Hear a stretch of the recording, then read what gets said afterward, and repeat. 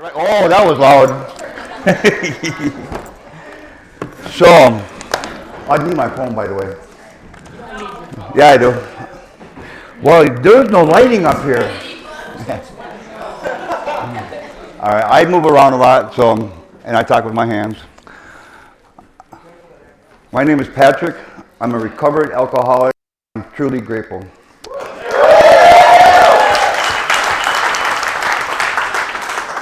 A couple weeks ago, I celebrated 12 years of recovery.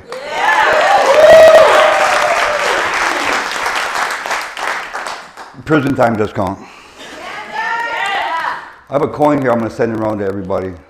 Put your love on it. It was a friend of mine that gave it to me. That's my Friday night AA meeting. And the lady is a blessing to her community.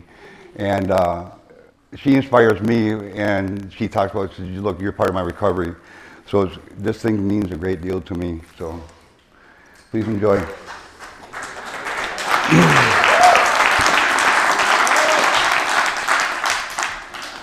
I got a friend that's in treatment down in Farming Center. He wrote a poem that I pulled off of Facebook, and we read it earlier today, and it's really impactful.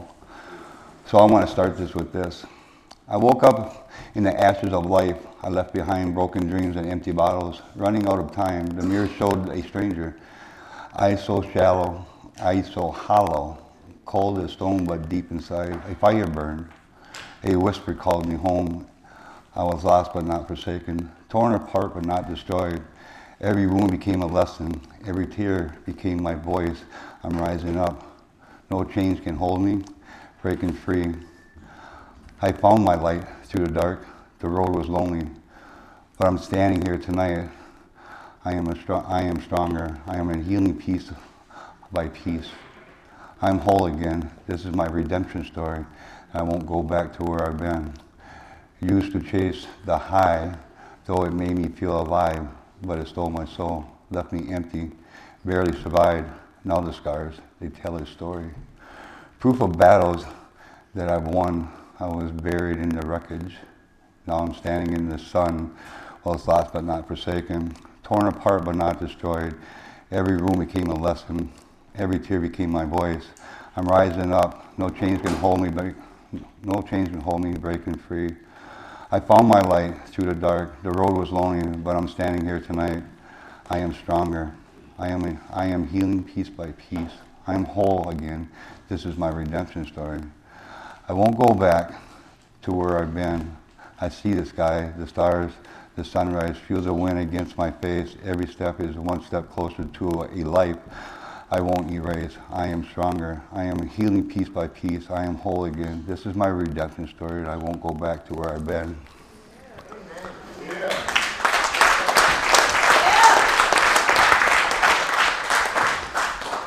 Thank you.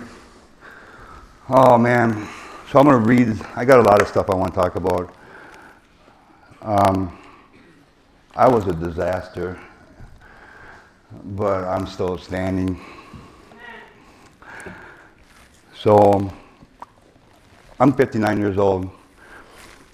Hey, where's that picture at, Nicole? Rebecca. Oh, I seen you, hon. I'm sorry. No, not that one, the other one. No. That bad one. That bad one. Yeah, that one that don't look like me. This one over in the corner. Yeah. Look, I'm a recovering meth addict. Right, I'm an alcoholic, and I've been doing drugs, man, since I was a teenager. I started smoking weed at a young age, because I had some cousins that lived over by Big Marine in Minnesota, and they were a little bit older than me, so they were influenced in my life. So, but we'll get back to that a little bit later. I'm going to talk about my childhood a little bit, but my parents, my mom and my dad was an alcoholic, and Robin knew my dad here. He was a lover, he was a gentleman, but he was also a bear, a fighter, and he worked hard. He was a mason.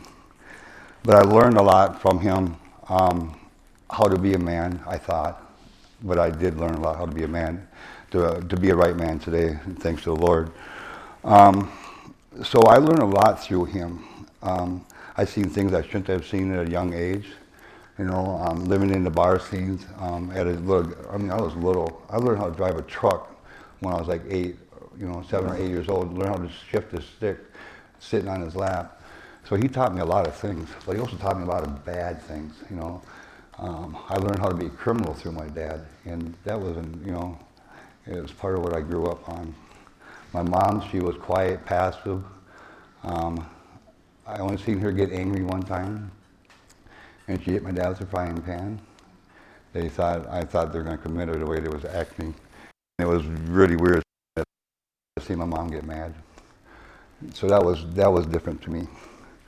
I always seen the other way around. My dad was the violent type, beat us when we were kids, even when he come home drunk, we get beaten, sometimes deserved, a lot of times not.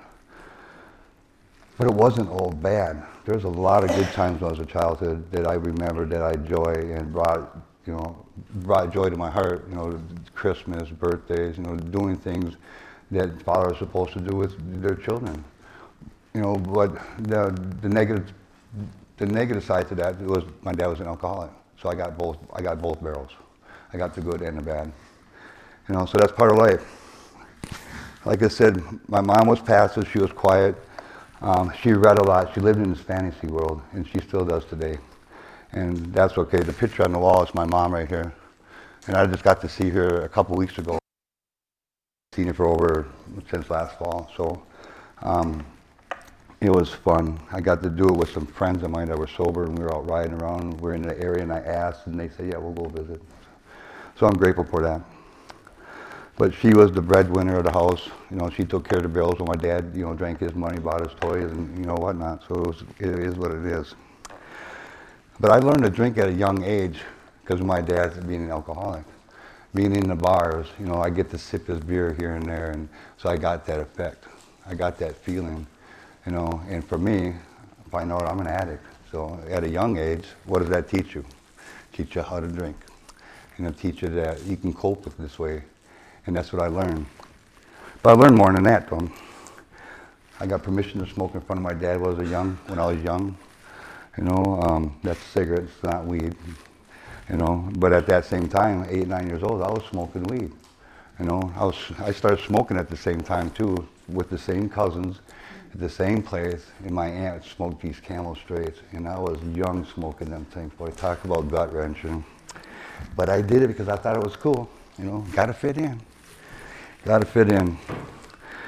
So a lot of that was what it was.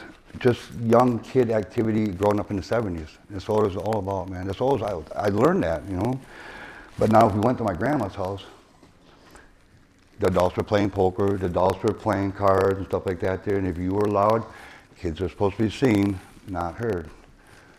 So we were outside a lot. We got to do a lot of different stuff, until someone gets in trouble, then we all got to sit down in the corner or shut up or be spanked or sent to our rooms or, you know the rules. We've all done there, been there, and done that, But, there's always a but. What started my criminal activities when I had a little age, must have been, I don't know, 4th, 5th grade. We had the little school things, the old Henry candy bars and pencils and notebooks and stuff like that. I seen all these kids, man, buying this stuff, and I wanted that same thing. I knew my dad had coin jars down underneath the cabinet. He ain't gonna miss, $1 here and $1 there. He just gave me permission to steal. Taught me how to get away with it and not get caught. Oh, I can do it again. I can do it again. I did it for years. Then I grew up, got into bigger things with my cousins.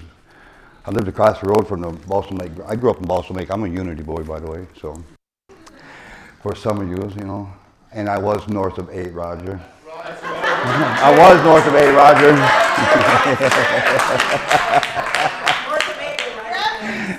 Yes. But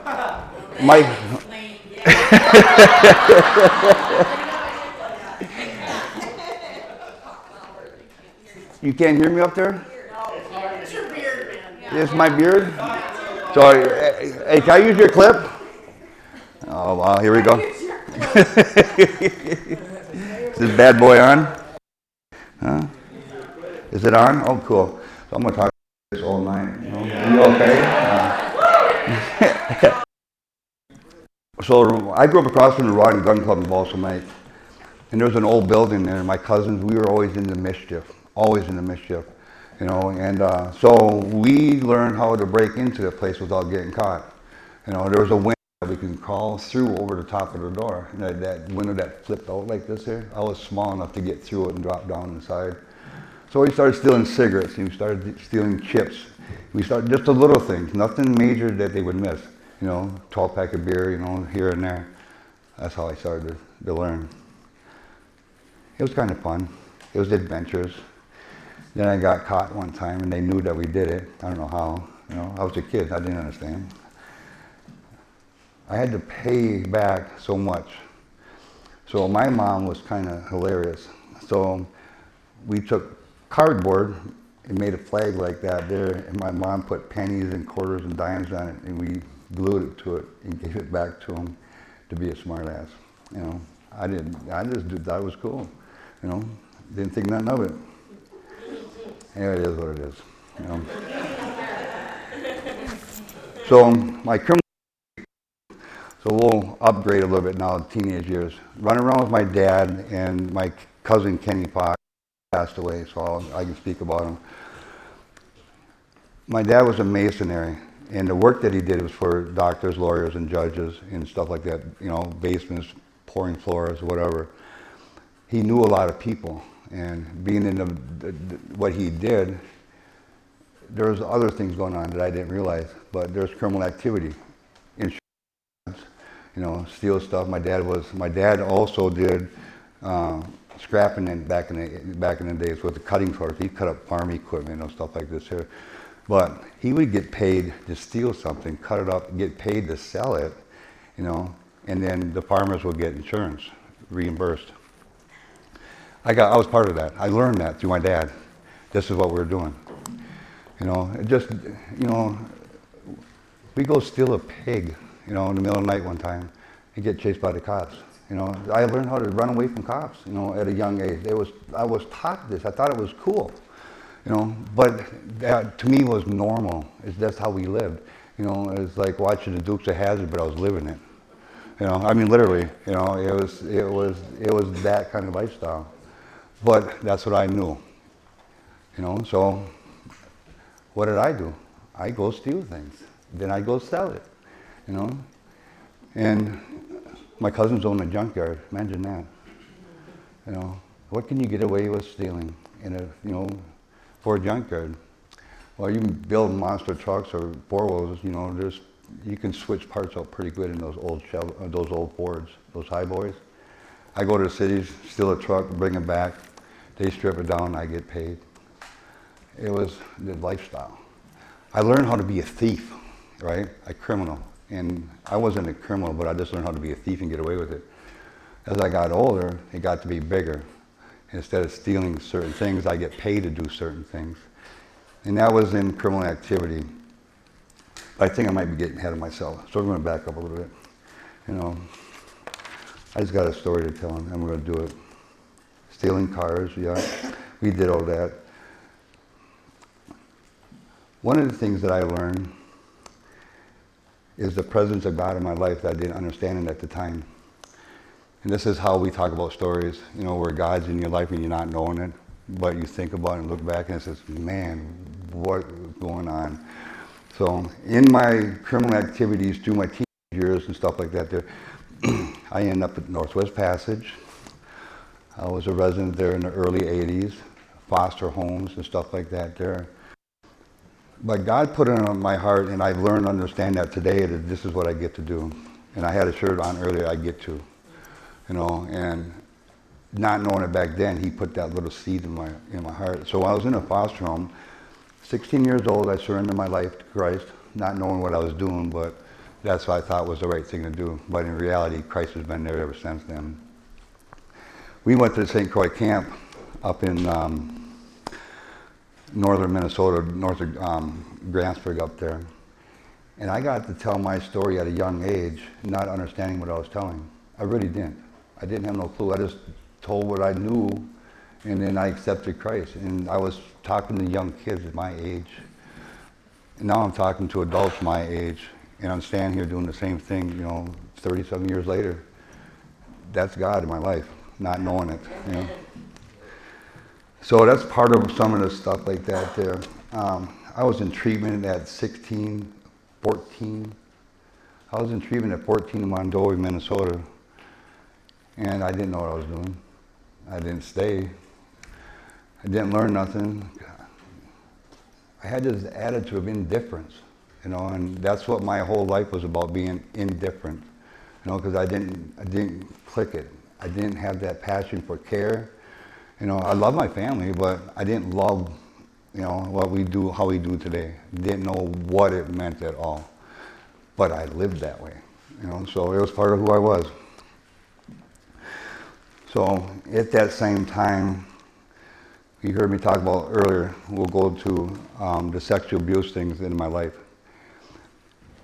And when I was 16, I think I was actually 14 the first time it happened, because I didn't say nothing at the time because I was too embarrassed and too ashamed. That we're staying at a friend's house, and his friend, there was no penetration, but there was sexual, innuendos. And I didn't know how to deal with it, so I just kept quiet. It's what you do as a kid, you're scared shitless. And I was scared.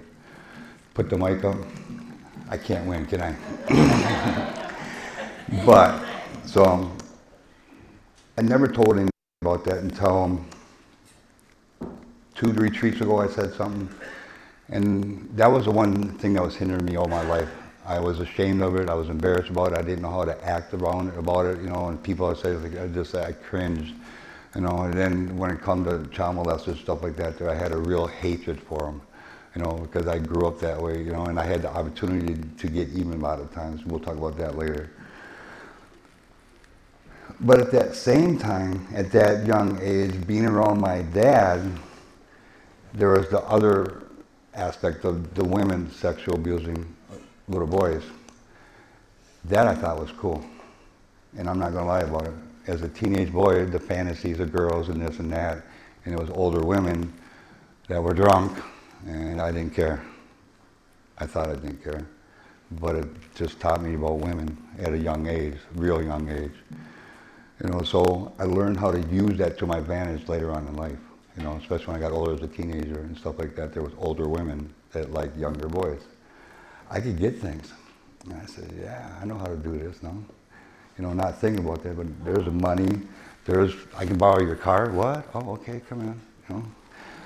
Some of it wasn't pleasing, I'll be honest with you, because it wasn't worth it at the end of the day. Yeah, you can laugh. It wasn't. But the fact that it was there, and the manipulation factor, that's what it was all about. I got manipulated, and I manipulated them. So it worked both ways. We both got what we wanted, right? But at a young age, it was not right. And not knowing that, I just did what I thought was cool. And I learned that from my dad, right? Because my dad's the one who hooked me up, But I did what I did because it was the right thing to do, I thought, at the time. Because I was a young boy, I wanted to impress my father. And that's what we do, So the second time about the sexual assault from another male, I knew a little bit more, I had a little bit more bravery, and I said something to my mom. We went to the police station. Yeah, I'm a snitch. And I did it. But look, I didn't know, and look, it needed to be done because I think at the end of the day, man, that's wrong, it's harmful, and I don't care. And I did what I did. But I was a teenager. I followed my mom's lead. But I do it again, I'm telling you right now. If I catch anybody doing something stupid to my kids or the kids that I know, hell's gonna break loose, I'm telling you right now. And that's my personal thing, I can't help it. I got a criminal mindset.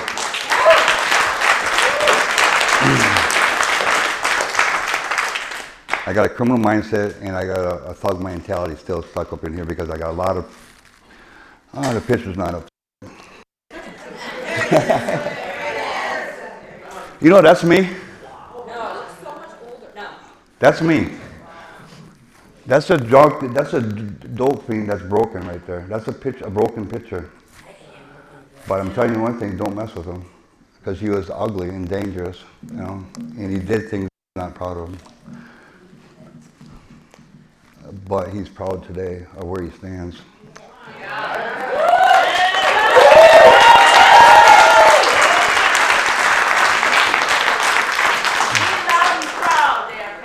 Thank you, dear. So, my first felony, man, I was 16 years old, man. I had a choice between 30 days and 60 days, and guess what I did? I took the 30 days and took a felony instead of misdemeanor at 60 days. How stupid was I? You know? I was scared of jail. I didn't know until I got in. It's like, what? This is easy. I can do this. At 16 years old, I'm in jail, man. It's the old Polk County jail, the old one.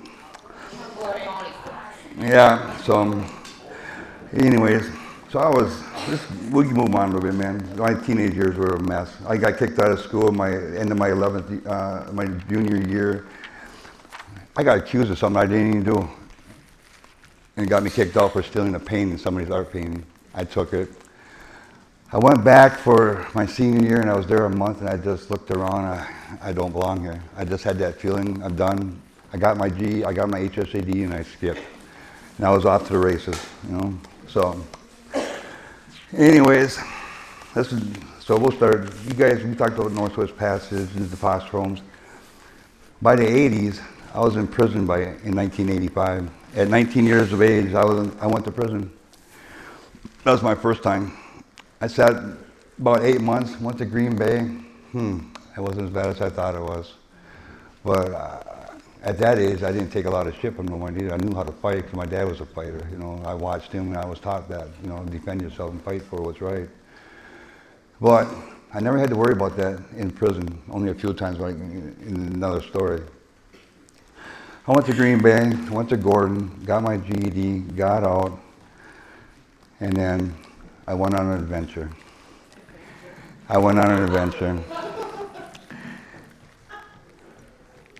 At that age, I didn't understand. I was reckless. I wanted to do what I wanted to do. I didn't care. I was an adult by then. You know, let's do this.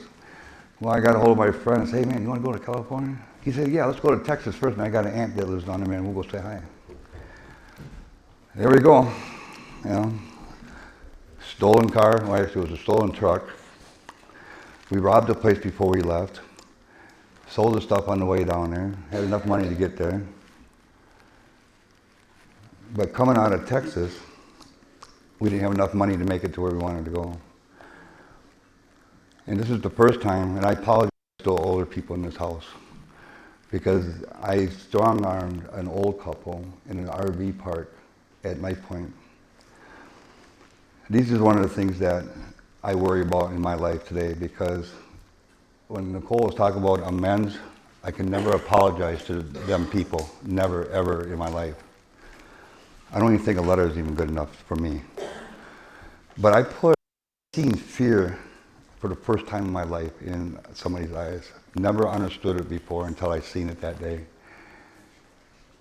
And the gentleman wanted to kind of puff up and protect his wife. And I told him, it's the first mistake you ever make. It'll be the last one you ever do. And he sat back down, and I seen the fear in the lady's eyes, and I cringed. And I almost ran because I was afraid. But I just got the money, I got the credit cards, and we left. On the way out of Texas, we hit a border patrol thing. I got a bunch of weed in the truck and in the glove box, not knowing what's going on. And they're only checking for fruit. I'm panicking driving the truck. I'm in a stolen vehicle. I'm in Texas, and it's like, I just did this robbery here, man, you know, 24 hours ago? And it's like, oh, you know, I thought it was a roadblock for us. We get it, we drive through, they let us go. It is one of my fruit in the back of the truck. Where are you guys going? We're on the way to California, just visiting our friends down here, or his aunt in Texas. Okay, goodbye. You guys got any fruit? Yeah. Anything in the truck? No. Let us go. It's like, wow. For me, at that time in Texas, in the 80s, I don't know, because you hear war stories about prisons in Texas. There's hundreds of them, you know, and I'm 19 years old. I was a 19-year-old punk. I really was. You know, thought I knew life. I'm on an adventure. Yeah, manly thinks manly. Think, man, I can't do this. This mic thing sucks. You guys ever seen Con Air? Hold on, let me back up. Second thing in my life that I regret doing in California, all the stuff that we did, the adventures, the women, you know, California, yay, 6 months out there. The second thing I ever did that I regret today, and there's two of them. The first one was the strongman robbery. The second one made me really think about God in my life. And I was afraid in the process, but I tied up an 80-year-old lady for 3 hours in her house while I robbed it. Looked for everything in every nook, cranny that there was in her house to find her money. I found it, but it took me forever to find it. And the whole time I was shaking going through it because I didn't know. You hear the stories, California, 3 strikes, you're out. You know, and I'm 19 years old and not having a clue what I'm doing. But I need money, you know, and I didn't know how else to do it because I just did a strongman robbery and got away with it. That one bothers me still. I know forgiveness, I understand forgiveness, but me as an individual, as a man, have I forgiven myself? Yes, because God has, but the regret that I carry with it because of the shame of it is a different story, because it's a different monster, a different beast. But I've learned from a lady that's passed away now from cancer when I was in prison here, the things that I can't make amends for, letters don't help. I can talk to my friends about it because it's a relief, but I don't tell many people about that part of my story because that burdens me, because I don't want people to think about that's who I was, but I was that guy. Like Katie talked about amends when I was in prison here a while back, and what I can do, and I do it. That's why you hear Pastor Sean talk about what I do in life. I'm everywhere, do everything, what I can for people, help out no matter what. That's my amends that I give back today, is that I help others out, what that can't do it.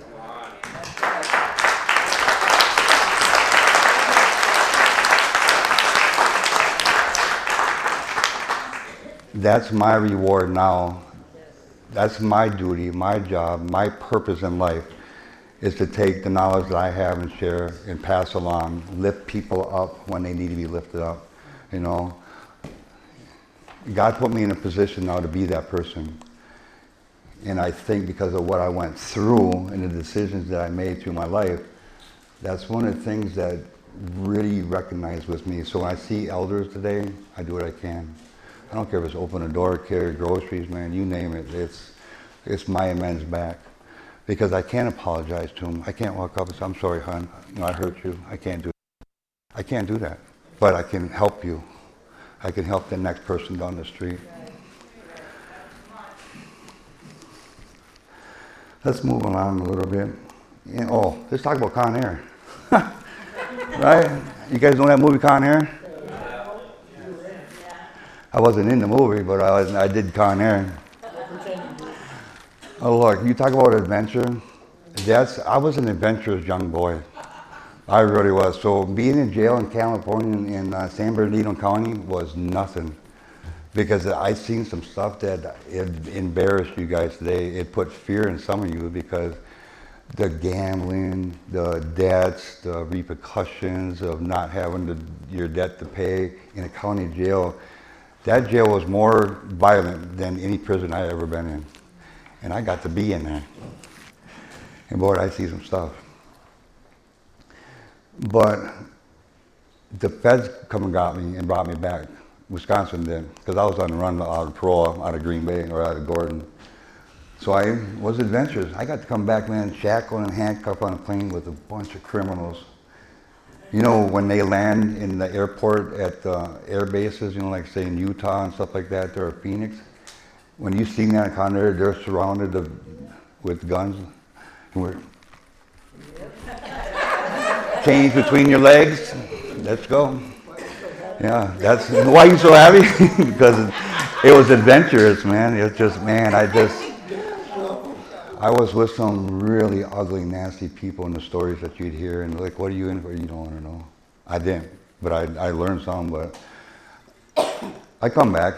I come back to Wisconsin, sat my little, 18 months out, back out in prison, back doing the same thing again, stealing. I went back to stealing. Well, actually, I went back to stealing antique furniture because I got back into the dope game again. Selling crank back in the day, and if you, some of you older people here understand that was the dope of the dope back in the day. Back in the 80s, yeah. Back in the 80s, yeah. So I'd steal antique furniture, and I would stake out farmhouses and watch farmers go to church on Sundays, and I'd time them. I'd clock watch them. Okay. And I'd do it for a couple of weeks, find out their routines. Bam, antique furniture gone. I go to Dope Man's house down on Rice Street in St. Paul. I'd get pounds of it back in the day. And it was like candy, throwing it away. Because I wasn't really trying to sell it. It was money, free money. So I did as much as I could back then. Until I went to prison again. For a stolen truck. Not for selling dope or stealing antique furniture, for a stolen truck. I lost a house over it, but the house I bought was with dope money, and I had to start all over again. Went back to prison, got back out. That's a routine. That's like, reruns, But I got out and I started doing okay. I stayed away from, that was one promise I made. I'd never go back to doing meth or crank back in the day, and I didn't for a long time. But I ended up deciding to go to Minnesota and do armed robberies in '92. That's not on that. That's not on there because that's just Wisconsin's DLC thing on there. So somewhere in there, like '92, whatever. I went to prison over in Minnesota for 7 years for armed robberies, and we did a bunch of them when I got charged for 5 of them. And over there, they do a point system. Wisconsin, man, they'll lay you down for 20 years. Over there, it's a point system. I did 5 of them, got 10 years, added up. 60 years to, or 100 years to doing 10. But that was my criminal thing, because I said if I get caught, I'd just do the time that way over there. I did Stillwater, Oak Park Heights. I did Oak Park Heights for 2 years, 2 years to the day, in and out on September 28th. It was the best time I've ever done. The most easiest time I ever done. And because I didn't have to worry about nothing. But Stillwater is a different story. Stillwater, man, I was a thug. You learn how to fight. You learn how to punk people out. And we were talking about child molesters and rapists and stuff like that. That's what I did.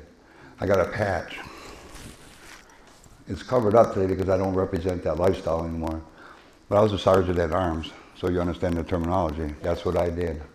I stood my ground, and I didn't have to worry about other gang members because it wasn't about that. I just protected my own, so I went to Oak Park Heights for negative leadership. Me, negative leadership. What for what? I was doing what I was supposed to do, But the one thing I learned in prison, I learned how to draw, and I got to be pretty damn good at it. And I got photographs on my phone I can show you. I learned how to draw. I learned how to be a leader in a wood factory in Faribault. I learned how to make cabinetry. I'm very good at it with my hands. So I was taught some things. I educated myself a little bit, I got a trade. And so, lo and behold, I come to Wisconsin. Wisconsin still got 2 years over me, and I got to go sit 2 more years. And because I already sat 7 in Minnesota, they won't give me no credit for it. That's how Wisconsin acts. If you guys know the criminal system around here, they're not good with us. Yeah, right? So we're over there. Huh? Oh yeah, whatever, yeah. So, but one of those things when I was in prison, and I think some of you guys understand this here, when we have that false pride, I ran on fear. Fear of being known that I was weak inside. You ever have that feeling? Know that insecurity that we have? My adrenaline run was on fear. I had to do what I needed to do to prove that I wasn't that guy, that I wasn't the scared little guy, because he was a scared individual. And that was in Wisconsin here. And I had short hair, so it was after 2008, whenever that was taken. But back then I had long hair. I was hitting the weights. I was about 230 stacked. You know, I did what I had to do to survive. But I ran on fear. Fear of unknown, fear of being figured out, fear that, like, I'm just a punk-ass white boy from Wisconsin. I really was, you know, because I thought I knew who I was, I didn't. I was just a scared boy, you know. So that's what I talk about. So gangs, tattoo, fighting, punking out people, man, arts, woodworking, cabinetry, all of that I learned. You know, and then I come to Wisconsin. Wisconsin wants 2 more years. I said, you gotta be kidding, I'm done. So I go to Oshkosh, if anybody knows what Oshkosh is, see a program. I was underneath the OLA at the time, and they says, well, look, if you go to treatment, man, you can get out. I says, well, how long is treatment? A year, then we'll give you $1,000. You'll be out in 13 months. My MR was 14 months. You know what I did, right? I went to Mississippi. I got shipped out of state because I told them that, you know, to go screw themselves. You know, what's 1 month early, man, where I can just sit my time on? I don't got to do treatment. I can just do my time. I went to Tourville, Mississippi, and the CCA down there, we opened it, we closed it, and it was one of the best times I ever did again. Because the guards down there liked us from up here because we weren't a headache, and some of us know how to tattoo. So we're tattooing staff in the gym office after midnight. Right? Hey, there's booze bottles brought in, weed brought in, drugs brought in. For me and this little Asian dude, man, named Shotgun, we did that. Yeah. But it didn't last long. I got shipped back to Wisconsin. You're getting out pretty soon. We're going to ship you back. So they closed down that there. People went there, if you went there. And I come back to Wisconsin. I come home. I get out in 2001. That's when my life, I thought, was going to be better. You know, and so I hadn't done any meth or crank or speed since '89 when I lost my house and went to prison. I come back out and there's a whole new ball game. I've been gone for 9 years, right? A whole new element. My brother, that swear would never do drugs, was doing drugs. I mean, he smoked a little weed back then, but he's full blown into the meth game, you know? Or back in 2001, it was the lithium, right? Anhydrous and whatever. I swore I wasn't going to do none again. I gave it up. I was done because I was a dope fiend. I just didn't smoke it, snort it. I shot it, you know, stuff like that. I wasn't a boofer, so I'm sorry. I had. Yeah, but so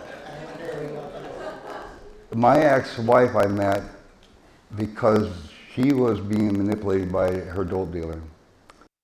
It irritated me that, and so and what I mean by manipulated, the only way she could get high because she couldn't smoke it, bad lungs, snoring it just burned, she didn't want to do it. So he got her started shooting dope, but she didn't know how to do it. So he would always do it for her. He'd be gone for hours, you know. You know, and it's just I found this out and it just broke my heart. And I told her, so look, I'm going to teach you how to do it yourself. That way you don't have to be dependent on anybody. That's my criminal thinking, you know. I wish I never showed her how to do it, but that's what we do, you know. In the process, seeing that needle, I knew the effect that it would do to me, and I did it. And that's what you get. That's what happened when I went back to shooting dope. You know, but that's 8, 9 years later. I don't remember what time that was. If I'm correct, it might be December 2011 when I took myself in, when I found out I had a warrant, because I was in pretty rough shape. And I was off to the races again, selling dope. 2002,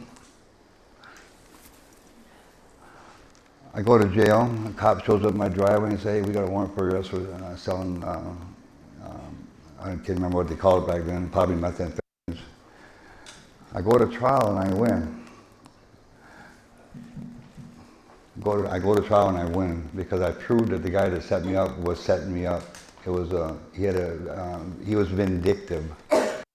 So in the process of all this here, my wife had a letter. She was my wife at the time, I think. Had a letter from this guy that said that he never did anything because we put him on the stand and he lied. We proved it. The jury came back. They weren't even gone 5 minutes. Says he's not guilty. I go to prison. Anyways, because I'm on a parole violation. I go sit 5 months, I'm done. I come out, I'm a free man, no paper, no nothing. That didn't last long though. I'm a criminal, I'm a drug addict, and I hate this mic. But 2004, I get raided, 7 of us go to jail. And if you look up the leader, the telegram, whatever, they're out of Frederick, go back to August of '04, there's 7 of us across the front page. We get arrested at my house, gets raided. They didn't find nothing. I did the sales, got away with it. No dope, no scale, no marked money, just personal paraphernalia, and 7 people get arrested because we were having a party at my house. I felt bad for them guys, but it happens, you know. They were supposed to be there. But they tried to say that we were running a drug house, and everybody that came through the door is like, we're here for the party out back, because we lived on a lake, you know, they're going fishing, we had set up for a bonfire, so that's what we're doing. At the end of my driveway, man, there's a ½ ounce of dope and the scale sitting out there underneath the grass because I turned around and went back down the back road after I came home after doing the sales. And there's cops sitting back there, and I chased them in undercover cars, and I get pulled over. They raided my house 7 minutes later. Thank you, Lord. You think that's funny? You know them things on the back of your head? You know them little tingling sounds like that? When I pulled in my driveway, man, he said, turn around and go back. And I dropped my scale and my dope because I just left the dope man's house and I re-upped. Because I did do the sales. I got around the corner and that van was gone. I tracked it down the dead end of the road because I see this little cloud of dust. Up over the hill I came, and they're coming this way. Hit the e-brake, spun around, I chased them up to the stop sign. They turned left, I turned right behind them, went around them, I looked at them, and I just punched it because I knew it was a wrap. And I get up in front of them and I hit in this little van, the red lights across the bar up here on the inside. You can't see them because it's, you know, tinted. They came on, I pulled over. I didn't have nothing on me. What are you going to get me for? I didn't got no dope, I'm clean as a bird. They were looking for me because I just did a sales charge 3 hours earlier. But I was lucky. Went to trial. I didn't go to trial. I went sitting in jail, and I fought it. And at the end of the day, they couldn't take me to trial because they didn't have no evidence that I sold dope. It was word of mouth. But when they raided me, no marked money, nothing even indicated I was selling drugs. Nothing, right? What was really funny, one of the guys that got arrested was my dope man. Pulls in, he's got $1,100 on it. $450 of that is my marked money. In his wallet, not mine. They never figured it out. They weren't that smart. So they had to drop all the charges, and I took a possession charge to save my wife and my mother-in-law. I got 3 years and got away with it again. But I never sold dope after that. I learned the lesson. So I get out. I stay clean for about a year. I'm working at Apex Plastics in Amory. I'm a plant manager. If you want to call it, I ran the place, man, with the people working underneath me, and then my boss.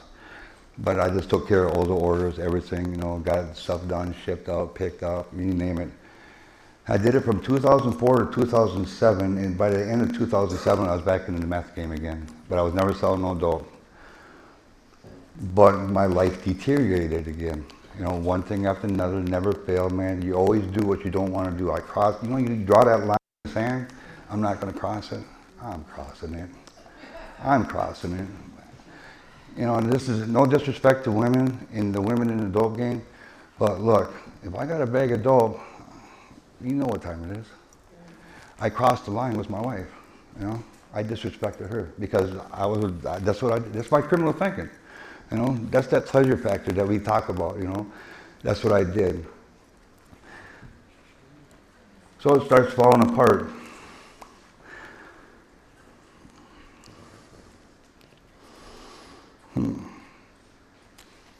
We got about that much time left.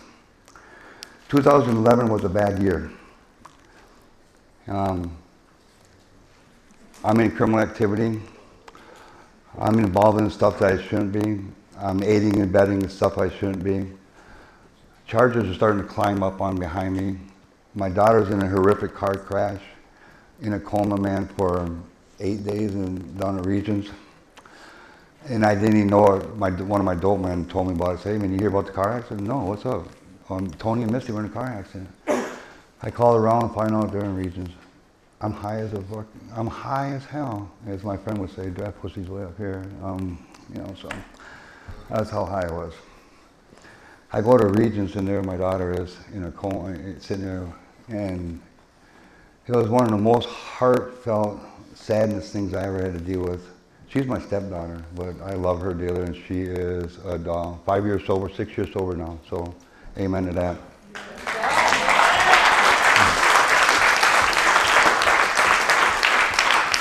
She's killing it. I got an 11-year-old grandson, 12-year-old grandson, amazing.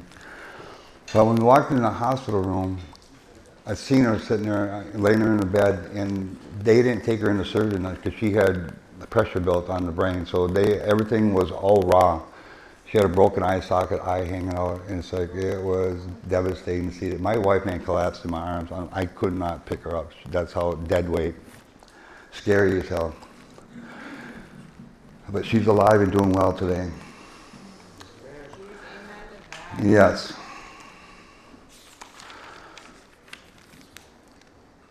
What else happened in 2011? Criminal activity. I go to jail. I get another warrant. I think that's when that was.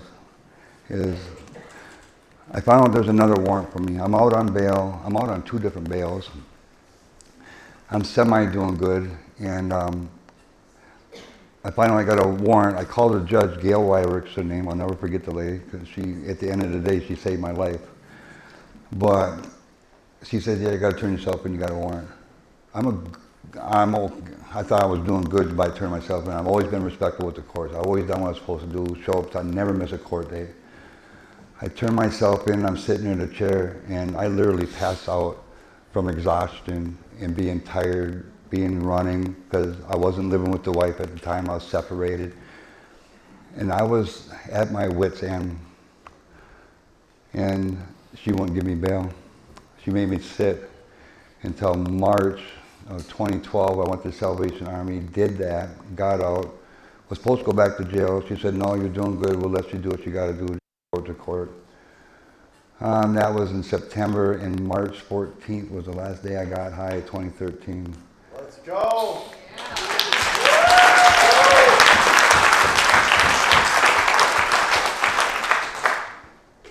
The cops pulled in my yard. I'm wearing a white beater in March because it's hot outside, I think, and it was. And I'm a wreck, right? But when that cop pulled in the yard, because it was our anniversary that week, the 11th, I was doing good, but you don't hang around like-minded people. You hang around semi-addicts. You're going to get high. I'm telling you right now. You have to cut everybody off. Everybody. So I got high that week. I got some meth. He says, hey, Patrick, can you pee in a cup? I looked right down and said, you know damn well I can't. Because he knew I was dirty. Because they see my truck at the people's house, and they knew that they were actively using. I go to jail. I go to prison. July 8th, 2013, Judge Gail Wyrick sentences me to 26 years in prison. You can say that again. 26 years in prison. And you think that guy was broken. Think about that day in the courtroom when she said that. Just about killed me. But I am grateful that She did. Because in that process, when me getting arrested, when I was going to court, I kind of made a decision to turn my life over again to Christ. But this book, the Life Recovery book, the Bible, is amazing. I've known about it for years because I studied it when I was all those times I was in and out of jail. And because of Gene Morford, I kind of remember some of that stuff that he come in and preach about, right? But I would study this here, and I'd learn it. But that's how I would do it. I'd learn it. I wouldn't absorb it. I wouldn't apply it. So in and out of jail, in and out of jail, in and out of jail. I knew Christ, but I didn't know how to function as a normal human being because I didn't know what surrender meant, right? What surrender is. Step 3. So one of the passages that I read in here, and I'll share with you now because we're going to talk about the change and we're getting down to time for us to get done here. And I want to share a couple of things with you. I've been out of prison now for 20 months. August will be 2 years.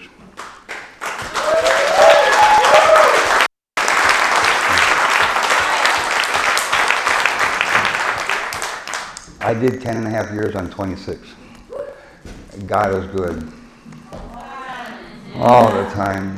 So while I was locked up, I surrendered that day that the judge sentenced me to 26 years. If any of you are familiar with the Polk County Jail in the minimum up front, they got that little cement thing there. I'm on the phone to my wife and I put my back against the wall and I just slide down and I just break out crying. I was done. I hit my rock bottom. I was broken beyond broken, I thought. I didn't know any better. But all those years of reading scriptures and talking to AA, I knew something. As my friends over here know, I know a guy. But I had to learn to know the guy, right? So one of the things that I understood is in Deuteronomy, is I'm going to read part of it. I'm not going to read all of it. But I'm going to read. This command I am giving you today is not too difficult for you. It is not beyond your reach. It is not kept in heaven, so distant that you must ask. Who will go up to the heaven and bring it down so we can hear it and obey? It is not kept beyond the sea, so far away that you must ask. Who will cross the sea to bring it to us so we can hear it and obey?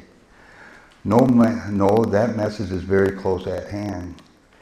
It is on your lips and in your hearts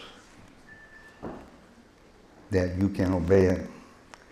Now listen, today I'm giving you a choice between life and death, between prosperity and disaster. For I command you this day to love the Lord your God and to keep his commandments, his commands, his decrees, and his regulations, by walking in his ways. If you do this, you will live and multiply, and the Lord your God will bless you in the land you are about to enter and occupy. Think about that, what you guys are about to do when you leave here, what you're going to enter and what you're going to occupy. Right. But if your heart turns away and you refuse to listen, and if you are drawn away to serve other and worship other gods, sex, drugs, alcohol, porn, those are other gods. Anything that you take your eye off of God, not of God, is a god itself. You give it authority over that man up there. You give it authority over your own lives. You understand that? That's powerful. Then I warn you now that you will certainly be destroyed. You will not live long, a good life in the land you are crossing. You know that board that they showed at the beginning? That's what happens when we choose a life of destruction and disaster, because it succumbs to it that. We lose loved ones, friends, sponsees, husbands and wives, parents, children, because of this disease. Today, I have given you the choice between life and death. You guys have a choice, right? A choice between blessings and cursings. Now I call on heaven and earth to witness the choices you make. You guys made a choice today, this weekend, right? You guys reached up last night, man, and asked to a God of your understanding.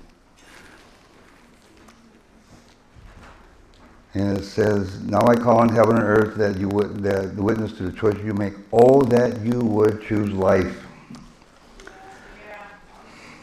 Right? So that you and your descendants might live, your children and your children's children.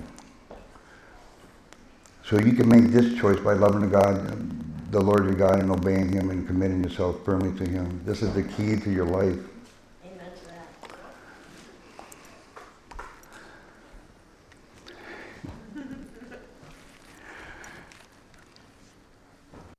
that. I got a lot to say, and I'm gonna stop there. I wanted to read something.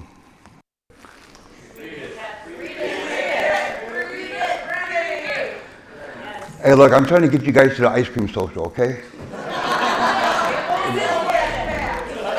What? You want some ice cream, or you want to hear me read some more? We're all in, man. We're all in. We're all